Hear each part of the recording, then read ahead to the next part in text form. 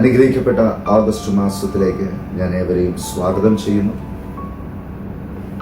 August മാസം നിങ്ങളുടെ ജീവിതത്തിനെല്ലാ മേഖലകളിലും ദൈവം അത്ഭുതങ്ങൾ ചെയ്യുന്ന മാസമായിട്ട് തീരട്ടെ. ദൈവത്തിൻ്റെ പരിശുദ്ധാത്മാവ് പറഞ്ഞു, ഓഗസ്റ്റ് മാസം പരിശുദ്ധാത്മാവിൻ്റെ പ്രത്യേകമായിരിക്കുന്ന ഒരു മാനിഫെസ്റ്റേഷൻ വ്യക്തി ജീവിതങ്ങളിൽ, കുടുംബങ്ങളിൽ, ജോലി മേഖലകളിൽ, നീ ആയിരിക്കുന്ന സാഹചര്യങ്ങളിൽ ദൈവത്തിൻ്റെ പരിശുദ്ധാത്മാവിൻ്റെ കൂടിക്കാഴ്ച, സന്ദർശനം ഉണ്ടാകുന്ന മാസമാണ്.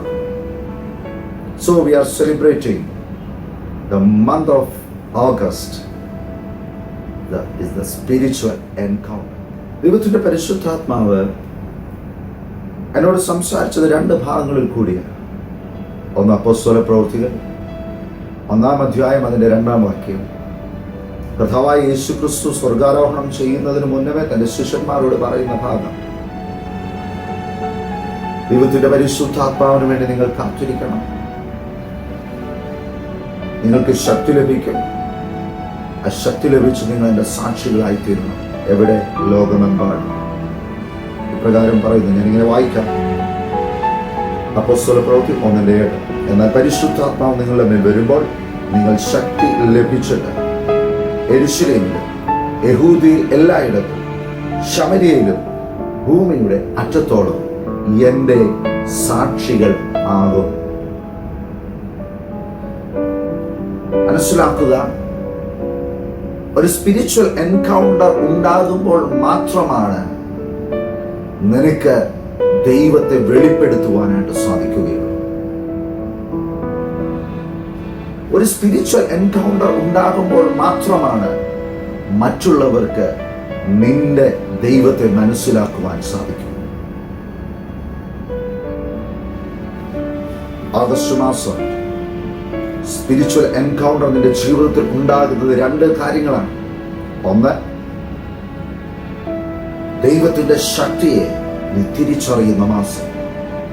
രണ്ട്, ദൈവം നിന്നിൽ പകർന്ന ശക്തിയെ മറ്റുള്ളവർ തിരിച്ചറിയുന്ന മാസം. മറ്റൊരു പ്രധാനപ്പെട്ട ഒരു കാര്യം,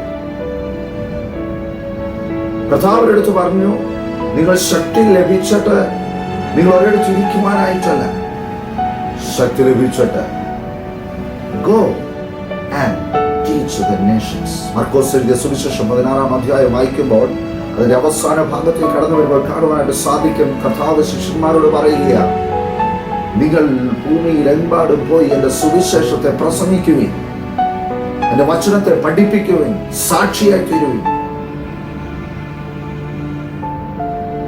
So I encourage you,